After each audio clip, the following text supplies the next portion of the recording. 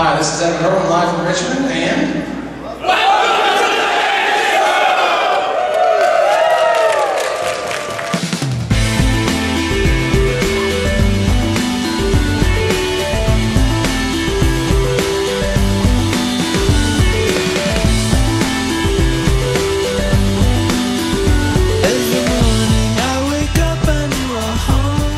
For Game 1, both players lead with dual Ancestral Visions and turn 2 Bitter Blossoms and take damage for a few turns. During Ben's upkeep, Ancestral Vision attempts to resolve, which Brett then counters with Spellstutter Sprite. Ben plays Cryptic Command, but Brett has the Rune Snag. Brett's Ancestral Vision resolves, then refilling his hand. Brett then attacks with 2 tokens and the Spellstutter Sprite, taking Ben to 13. During Ben's upkeep, Brett plays Mistblind Click, and Ben terrors the click with the champion on the stack, and Brett sacrifices the click. Brett then attacks with his fairy tokens, taking Ben to 14. Brett attacks back with 3 tokens and a Spellstutter Sprite, using Pendlehaven to knock Ben to 7. Ben draws his card and just passes the turn. Brett attacks with the Spellstutter Sprite and 4 Bitter Blossom tokens. Ben blocks all but 1 token, going to 5. Brett attempts to play another Bitter Blossom, but it is Cryptic Commanded, with Ben drawing a card off it as well. Brett plays Pestermite at Ben's end of turn to tap Fairy Conclave, and Ben taps the Conclave in response and tears the Pestermite. Seeing the inevitable, Ben scoops him up. For Game 2, both players keep their opening hands.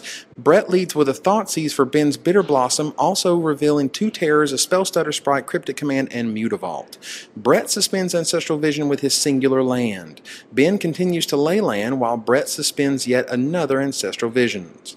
Ben attacks Brett with 2 Mutavault, and Brett scoops him up after seeing no more land. In Game 3, Brett leads with a suspended Ancestral Visions and suspends another on turn 2. Ben plays the dreaded turn 2 Bitter Blossom. Brett activates and attacks with Fairy Conclave, taking Ben to 18.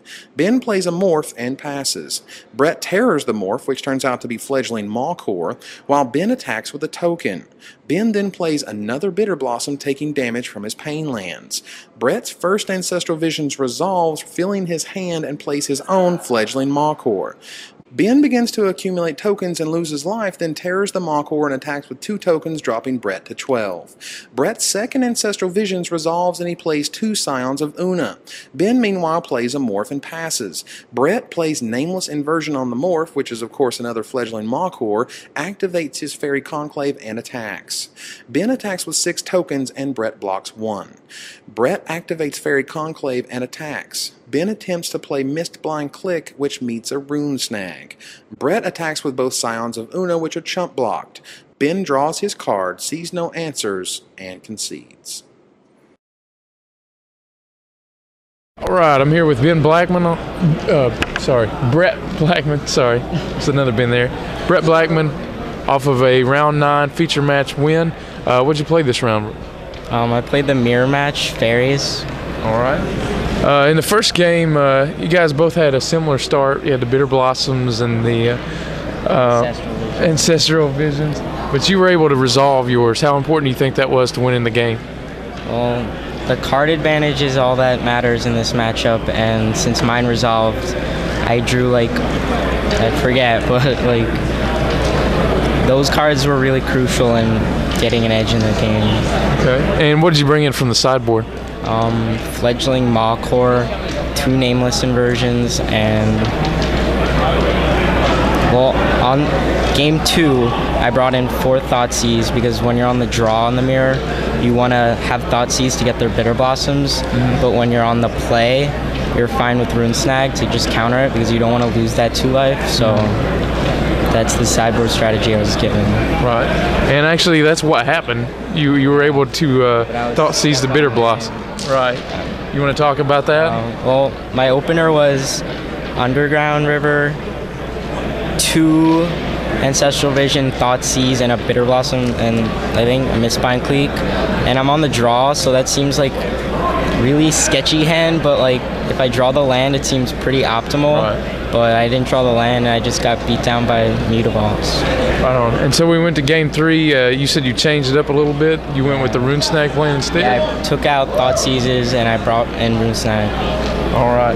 And the same thing, this time you had 2 Ancestrals, but he had 2 Bitter Blossoms. Yeah. what seemed to win that game? The Ancestral also, or just the Bitter Blossom killing him? Yeah, the Bitter Blossoms killed him, and my Ancestrals, the card advantage that I got off them, I just drew more spells than he could take since I had 2 Sign of the Una, and once you get 2 out, you pretty much can't lose. Right. And that like alpha attack he had that last turn or 2 turns before, I only blocked with 1 Sign of Una, right, because if he had his Sign of Una, I was just like pretty much done. And so if I had 1 Sign of Una left, I would still have the Fairy Conclave, and I could swing back, and he would be like dead from his Bitter Blossoms, right, in 2 turns. So either way, like, I thought that was the optimal play, and it was. But he just drew land, so. So what are you looking forward to, or what are you looking to play in the top 8? What are you looking for? What's the best matchup? I don't really care. Like, I'll just play whatever. Just happy to be there? Like, I'm like so used to playing Magic. Like, I'm just testing for Hollywood, and like I've tested fairies a lot, and I got a good list, and I'll just see what happens. So this is more about preparation than just the event itself then, right?